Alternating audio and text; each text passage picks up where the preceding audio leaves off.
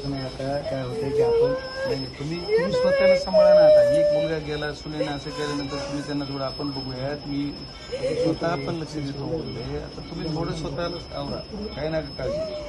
आता काय होतं, आता आपण ते काय आणू शकणार आहे का स्वतः? आता ठीक आहे, यांना तरी थोडं हे झालं पाहिजे. एकदा यांना देत बरं, मी येतो तुमच्याकडे परत घरी. एकदा तुम्ही मुलं परत येऊन आता होत राहील पण घेतले, पण आम्ही कंटिन्युअसली आम्ही तुमच्यासोबत आहे. कारण मला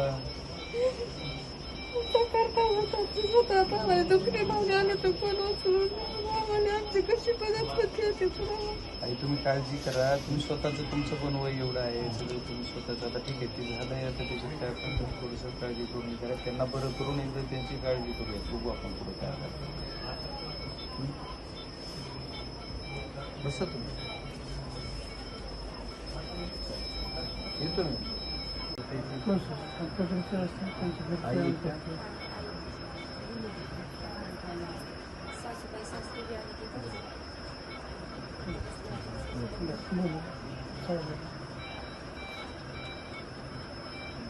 त्यांना पण काही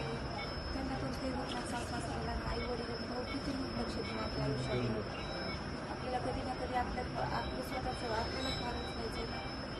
आणि ते पण असं पाहून नको उचलायला. आता तुम्ही झालं की जाऊ द्या, थोडं आज नाही गव्हर्नमेंट म्हणून तर गोष्ट पण तुमची गरज आहे. या प्रकरणाला लढा देऊ आपण. तुम्ही जे म्हणतात तुमचे न्याय तुम्हाला मिळाला पाहिजे 100% माहिती. माझ्या मुलांसाठी मला न्याय जरुरी आहे. कारण त्यांच्या मनातली ती मनस्थिती मला मागे पाडायची आहे. त्यांनी पण म्हणावं की न्याय भेटला ना आता आपल्याला फक्त शिक्षण शिकायचं. त्या असल्या ह्याच्यात जायचं नाही आपल्याला. सारखं लेकरांना पोलीस स्टेशनला घेऊन येणं, त्याच्या शाळेवर परिणाम व्हायला किती म्हणून आपण लढा द्यायचा. आपल्या लढ्यात तुमच्यासोबत आणि ठाम उभा राहू एवढा शब्द तुम्हाला आज देतो मी. आता ठीक आहे,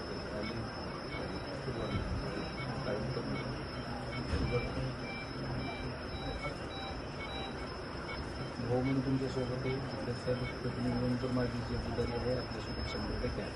काळजी करू नका. आमची चूक आहे असं म्हणतो आता बाकी दुसऱ्या काही त्यांना काय करायला माणूस असेल काय करायला माहीत नाही. आणि उद्या औषधीचा मुद्दा पण आम्हाला काय घेत आहे त्याची सोनाली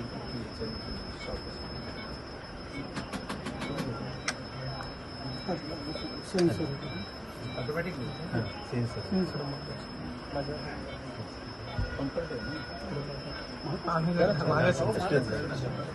मी येतो नंतर बोलतो.